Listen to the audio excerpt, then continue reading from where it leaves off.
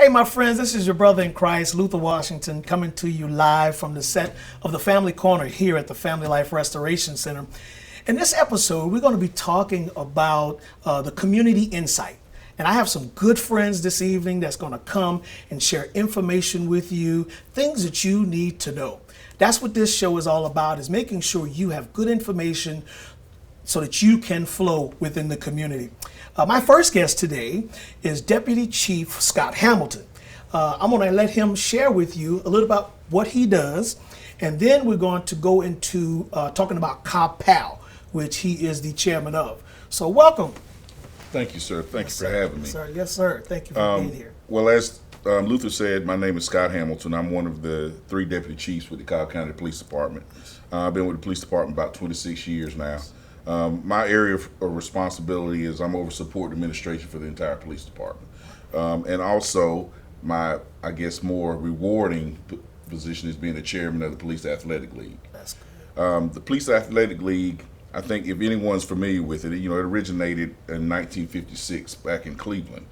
And of course, New York NYPD adopted the program, and basically what the whole concept was to combat juvenile delinquency by using sports.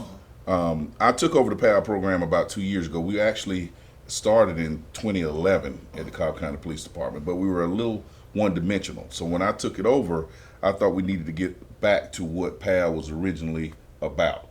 The sports piece is just the draw. It's the dangling carrot, so to speak. And basically we want to draw the children in by using the sports, but once you get into the PAL program, we started what we call a route tree. Basically, I use that analogy as far as the route tree. It seems similar to football. When a wide receiver runs a route, right? So what the route that's going to be for the children is we have several ways that we can get the children in. We have partnered with school system. We are partnered now with Hillgrove High School, Pebblebrook High School, and Lindley Middle School. That's awesome. And we've also gotten a partnership with the Cobb County Juvenile Court System. Wow. And so what we're going to do is those misdemeanor cases that come through the courts, instead of you putting this child on probation, we want them to put them through the PAL program. If they graduate through our program, then they won't be put on probation. We see a lot of children get that that stigma on them early, and they never lose it. Right. So if we can get them early before they actually go out and commit a heinous crime, there you go, then that's our goal. Share with us some of the successes that you've seen. Give us an example of a young person that came through the COB-PAL program, and tell us a little bit about it. Well, I can tell you, actually we have a PAL track team. Okay. And we had a young kid that started when he was about 6 years old with our PAL program, and he was a little bad something at the 6-year-old age, right? And so he actually came, and we was using the sports, wanted to kind of just give him something to do, and he kind of grew up in the program. Well, he ended up actually getting a D1 scholarship for track later on in life. We have, since 2011, we have helped about 6,500 children in the south side of Cobb County. Awesome. And basically what it boils down to, Luther, is we've decided as a Cobb County Police Department, we can't police our way out of the problem anymore. It's not about just going and just arresting everything that moves. We can't do that. That's right. We have to start becoming proactive opposed to being reactive as a police department. And I'm hoping law enforcement agencies around the country will adopt that concept. If somebody wants to know how to get in touch with COB-PAL, give us some information. Give us an email. Yes, sir. We have a website. You can go on. It's Cobb County Police Athletic League. Okay. It'll give you all the information about it, and also we are a nonprofit. Yes. So of course we appreciate and welcome any kind of donations that want to come in for our program, because everything that we take in is for the children. Awesome. Every sport that they're involved in is totally free. We pay for everything. We have a mentoring program now where our police officers take the kids out on different outings, go to the Braves game, go to the movies, but of course it all takes money. Awesome. But we don't ask anything from the children or the parents. Good. So if you are one of those folks that have some resources and you'd like to invest in our young people, this is a good program to do that in. Just as Chief Hamilton said, it's a 501c3 nonprofit organization. And so you can also get a tax write-off for that. So, please consider, if you want to invest in our young people, CalPAL is the way to do that. So I had the opportunity of meeting some of your officers when they came here, because they also do some of the mentoring right here at the Family Life Restoration Center.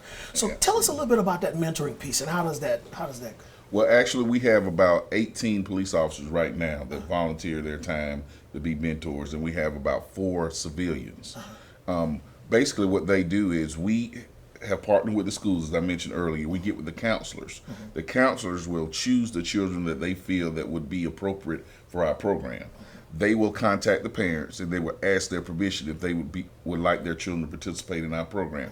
The parent says yes, we make contact with the parent, and then that's when they hook up with the police officer. And what we're going to do, it's not going to be one of those just pass through the night kind of thing where we get a child at 12 years old and we only see him for a week or two and you don't see him anymore. Right. We're going to follow our children all the way through graduation, because our hopes is when they graduate from high school, they're going to come back and sew in. There you go. Absolutely. So our police officers are really dialed into this. I think one other big thing I like to mention is that right now we're a volunteer program. It's part-time, but I have petitioned our board of commissioners to hopefully in the year by FY23, we want to make PAL its entire unit, a full PAL unit, and within the Cobb County Police Department. And I think a lot of us and a lot of our higher ups have bought into that, and I think they're going to support that. Cool. What do you, if somebody wanted to volunteer with the program,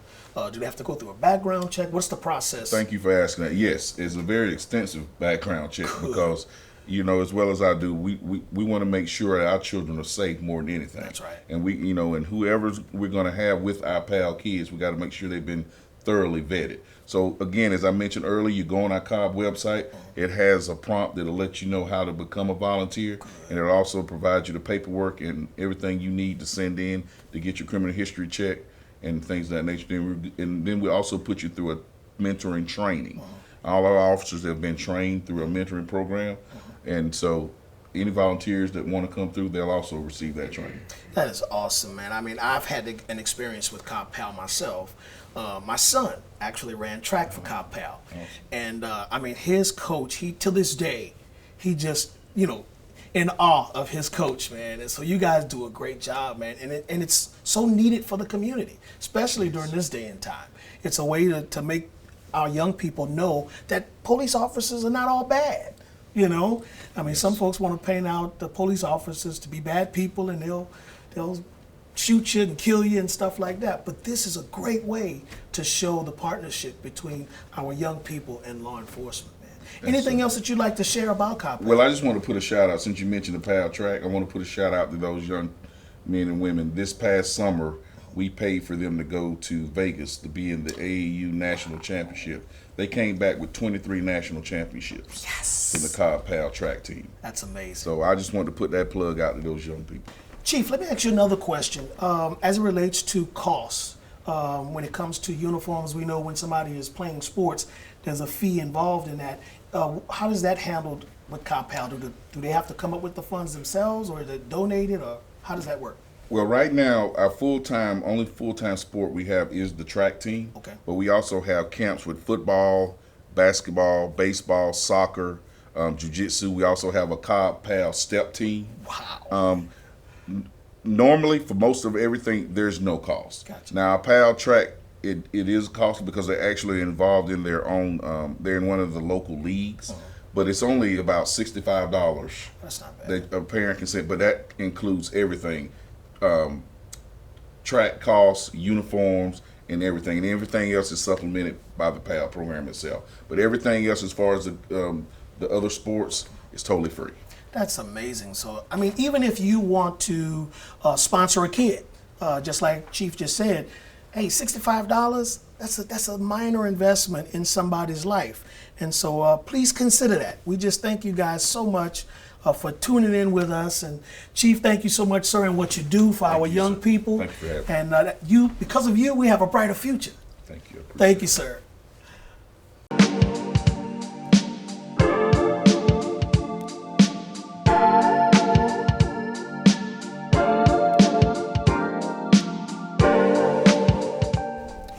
Okay, my friends, listen, more of the community insight.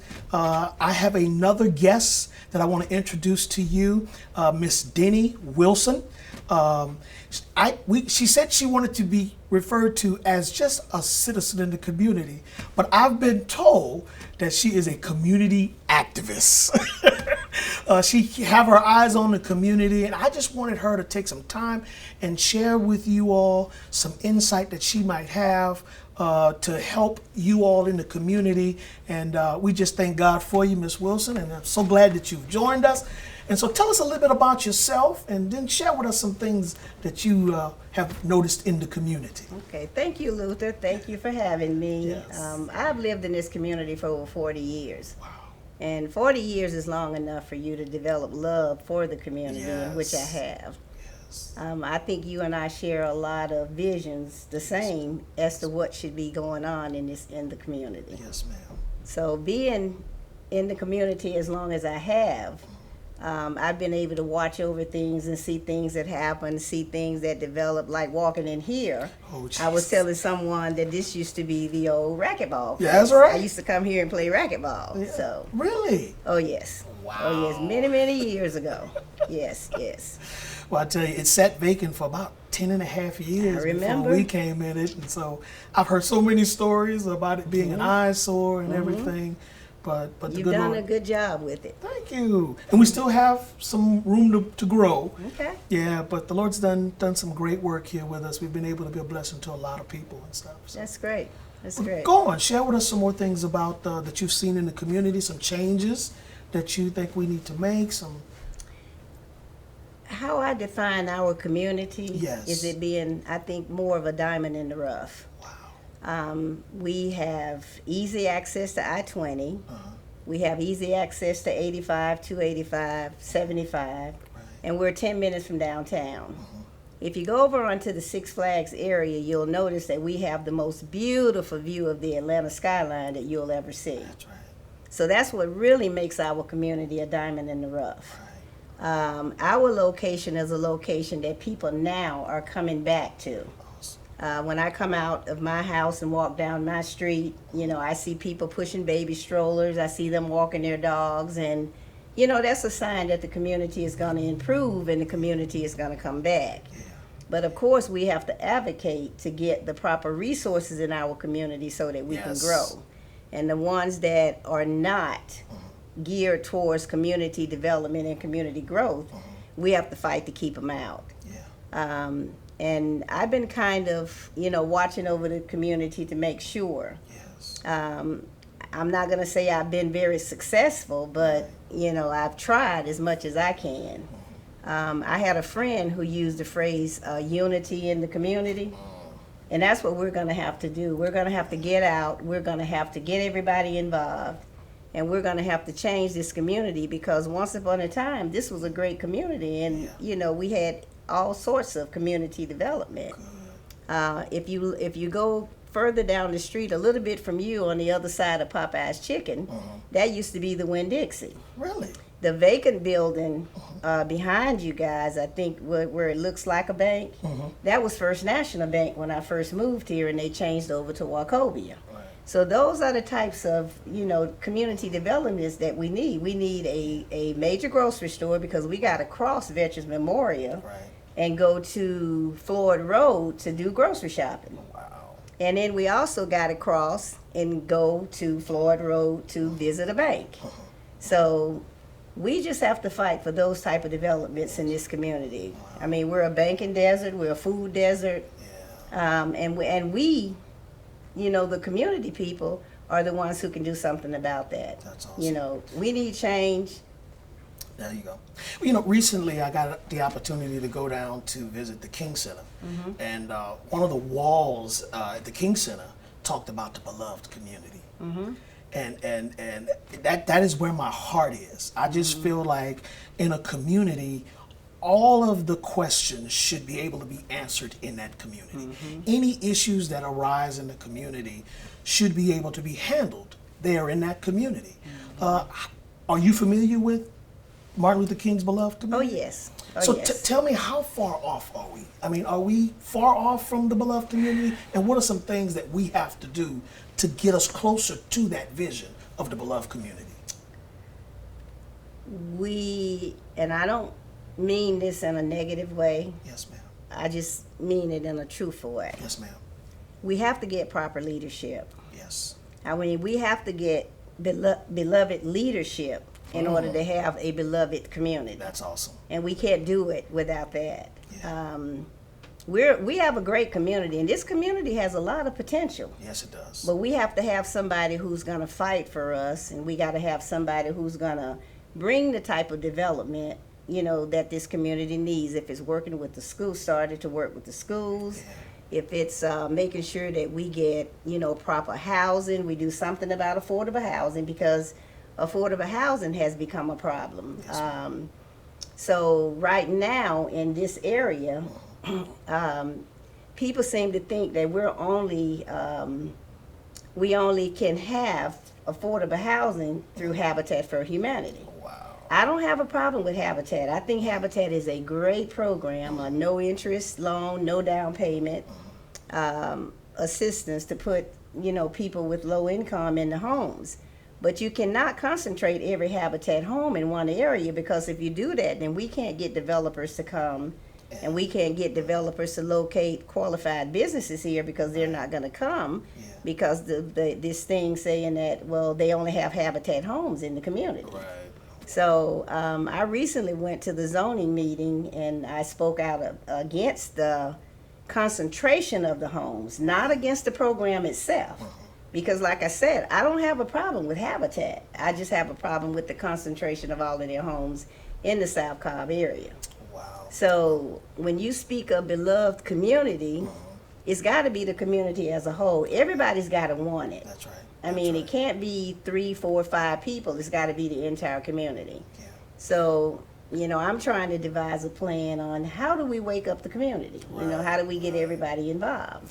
Here a little while ago, about a year ago, Family Life tried to put together something for our homeless population to provide a campus that would be a training ground for those that are homeless, that they can come, be a part of the program, receive the proper training and the support to get them restored and back on their feet. And we did. We received quite a bit of kickback on that. And when I look at the beloved community, I think even those type of things should be able to be addressed within the community. And I was shocked of the kickback that we received, So any information on what you think would help our homeless brothers and sisters that's out there? I'm not going to lie to you, because Yes, ma'am. the truth is all I know. Yes, ma'am. I wrote a letter of support for the homeowners Yeah. against you guys, but I didn't know your mission. Yes, ma'am. And until someone came and explained it to me and said, no, this is what they're trying to do, this is their mission, which is why I told you and I have some of the same visions. Wow. I ran a job training program for the city of Atlanta for 20 years. Wow. I took women from welfare and put them into full-time jobs, moved them from poverty to self-sufficiency, took them out of public housing, Wow. and put them on the path to where they could be able to take care of their families, and it would not be a revolving door. Right. So now that I know your mission, I want to be an advocate to help you achieve that mission, because Thank you. homelessness is something that we definitely has to do something about. Yes, ma'am. I mean, and like me, I didn't understand it. Yes, ma'am. So I think I can be one of the messengers to help you get your message out, so that the more the community understands about what you're doing, Yes, I think the better they will come to help you achieve that mission. That's amazing. But not understanding it is the problem. Is the Because problem. that was my problem. Yeah, and there were many people out there spreading false narratives I too. understand. And I welcomed them to come and see what it is that we were doing. And when I think there's different faces of homelessness. And so what everybody saw was just, people that were going to come in and was going to raise the crime rate and all. They didn't think we were doing something that would be all-inclusive, restoring a person's life, giving them stability, and then training them and helping them to become a productive citizen. And so, hey, I welcome your support on that, and it's good to know that you have You got it. that background. And so, You got it. hey, so more to come, and I just thank you for just coming and spend time with us today. Yeah. All right, And I appreciate you inviting me. thank you. I think from what I've read up on your program, I think you've got a great program. I think you've got a program with a lot of potential that you can change the lives of a lot of people. And that's what it's about today. It's about changing lives. I mean, if you have to touch them one life at a time, if you know, that's what you do. That's right. So I think with your program, you're headed in the right direction. And I think the more the community understands, as I said earlier, the more reluctant they would be to allow the program to come in and to function. Well, thank you so much for joining us today. Y'all, please, please, please, please keep us in your prayers. Just like Ms. Wilson said, we need your prayers because the community, it's going to take everybody coming together to be able to reach that goal of the beloved community. Thank you, Ms. Wilson, and we just appreciate you. And I appreciate you too. Thank You're you. welcome. All right.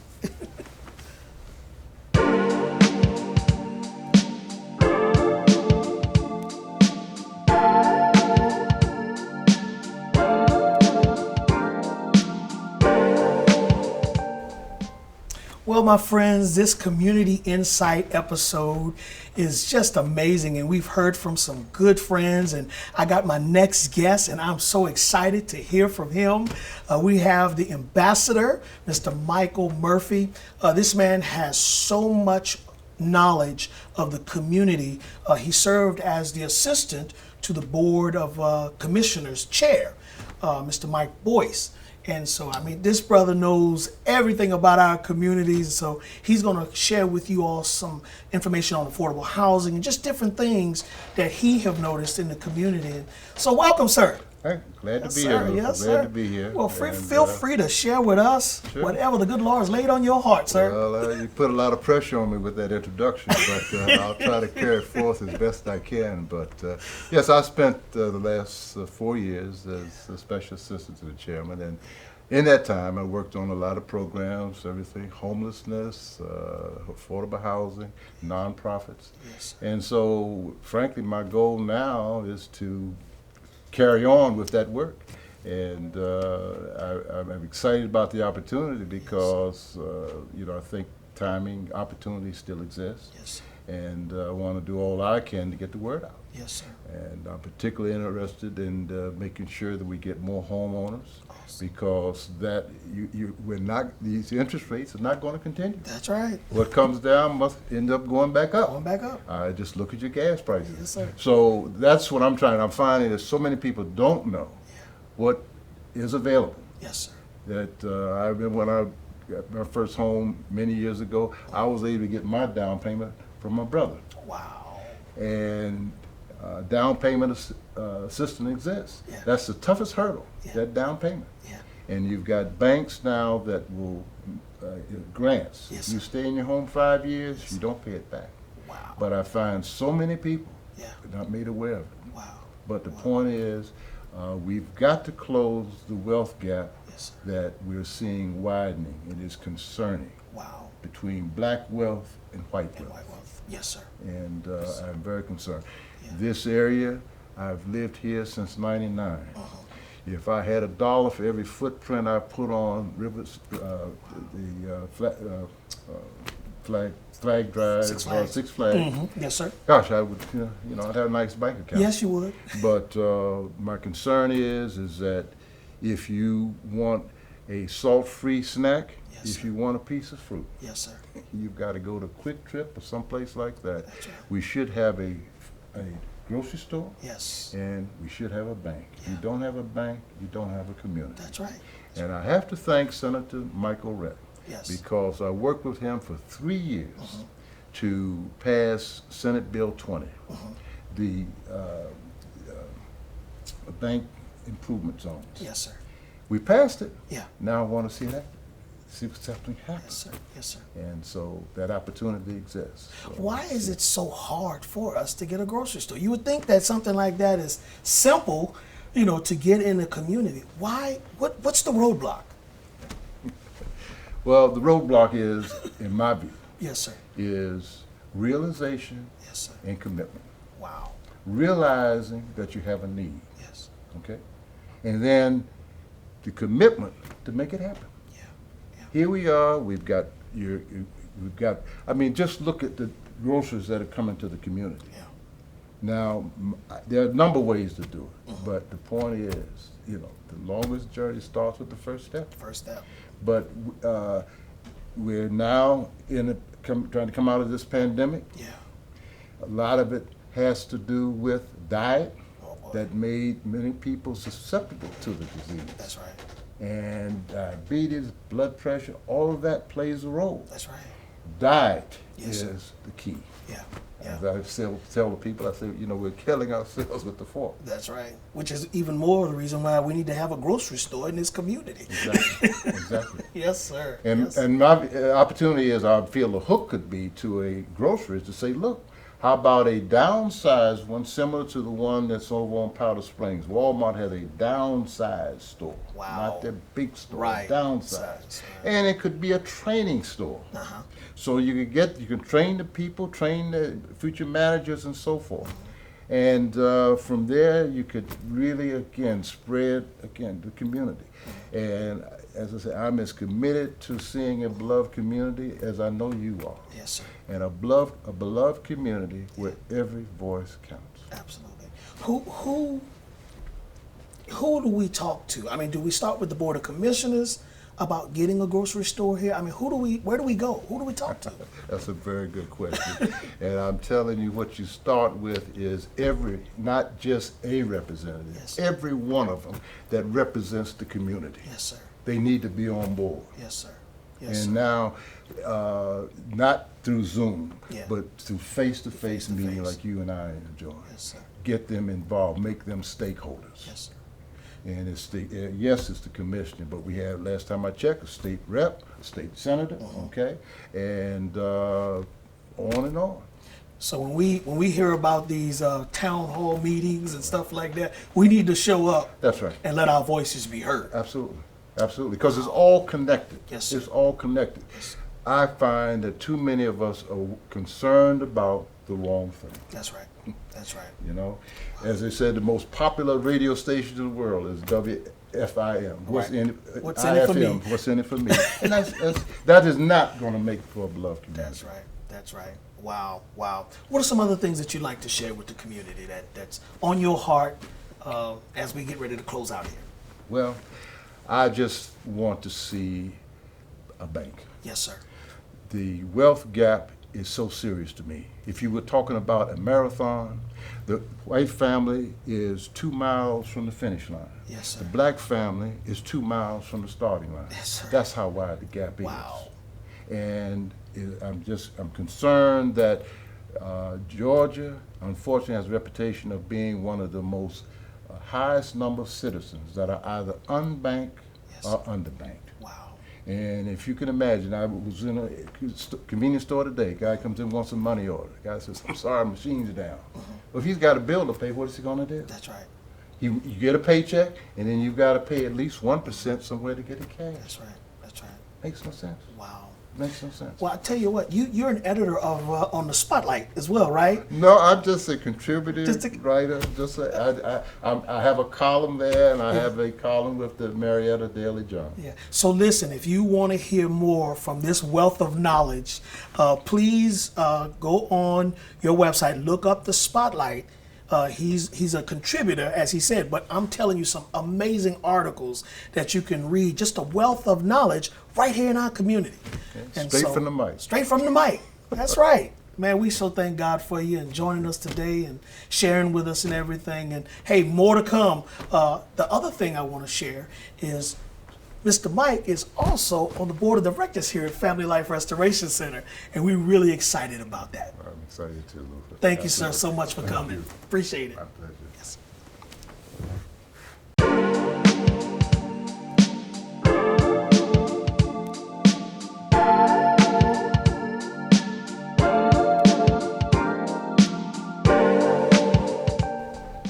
And so to the Community Insight episode, man, I am just so excited about this.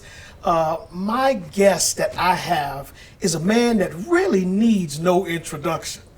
Just a man with a wealth of knowledge. When I think of my time in the military and serving over in Desert Storm, soldiers with boots on the ground just meant a whole lot to the entire operation. And this next gentleman here, Dr. Benjamin H. Williams, he's the president of the SCLC. And when I tell you boots on the ground in Cobb, this brother has a wealth of knowledge to be able to share. And so, Dr. Ben, thank you so much for joining us, sir. Well, as always, I question why I'm with you, Luther. Your introduction is so generous, But I guess rather than reporting what is, you've just set some expectations for me. Yes, sir. Okay? Yes, sir. So, and I'll try to make sure that I try to live up to that. But on a serious note, extremely pleased to be here with you. Yes, I've had a chance to see some of the other episodes. Yes, sir. And what it is that you're trying to do by activating the Family Corner. Yes, sir. The Family Corner, Yes, sir.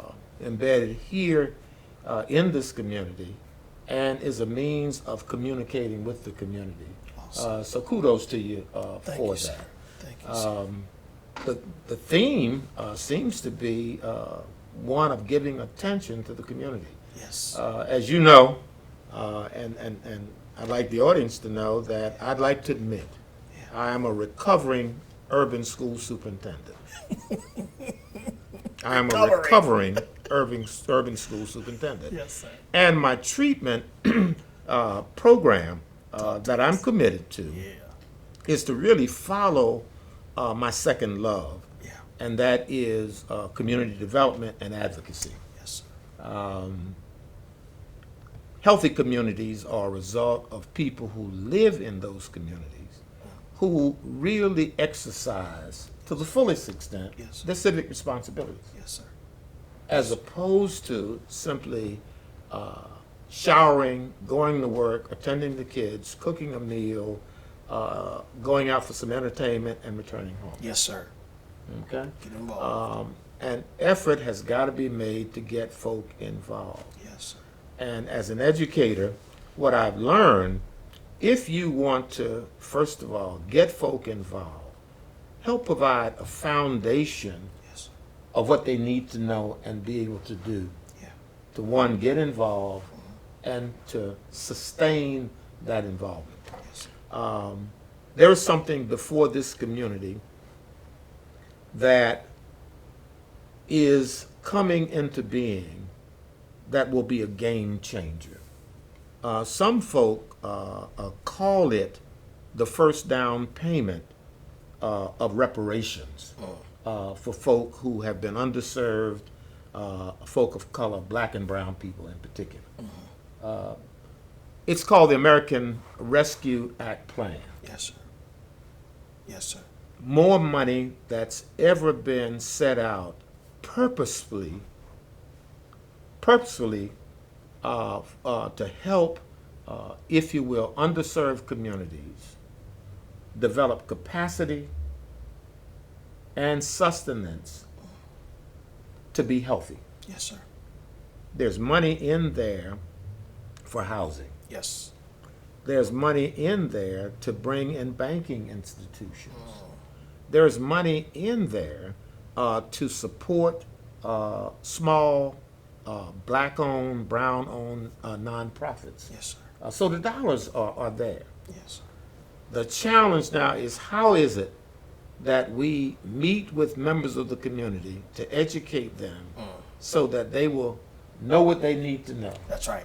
and be able to participate in the process of what the choices should be made and the amount of expenditures on those respective choices.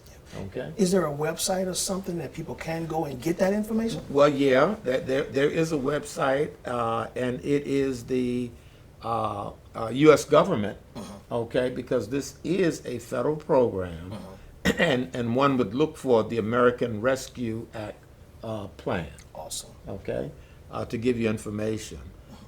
What I am hoping to do, and hoping to convene such meetings right here at the Family Life Restoration Center, where we can, in fact, bring in members of the community and, quote unquote, inform, educate, and also show them how it is we can manifest our empowerment Yes, sir. by being at the table, Yes, sir. being informed at the table, and actively helping to influence these dollars Yes, sir. that have been set up for those of us who live in this community. That's good. That's good. And so we're going to be putting some things out here at Family Life in social media, so you'll know when those meetings are going to be. And we encourage you to come get involved, learn about these dollars. This is going to impact our community in a powerful way. And so we don't want you to be last on the bus getting the information about those dollars. Yeah. Anything else you want to share, Well, sir? that's a good metaphor. Yes, sir. Yeah, don't be last on the bus. Don't be last. I'm going to give you credit for that. Yes, sir. When I say it first, but after that, I'm saying, as I've always said, don't be last on the bus. Don't be last on the bus. Okay. Yes, sir. Line up early so that you have a seat on the bus, and we can really come together around the use of these resources, because this is something that has never Been equaled before. That's right. So the opportunity is here. Get in line, get on the bus. There you go. Dr. Ben, thank you so much, sir, for coming and sharing with us today.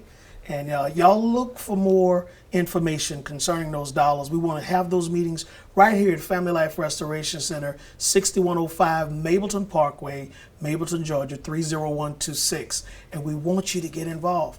Thank you so much for being with us, Dr. Ben. And we you so appreciate much. it, sir. Okay. God bless Yeah. you. Yes, sir. Yes, sir.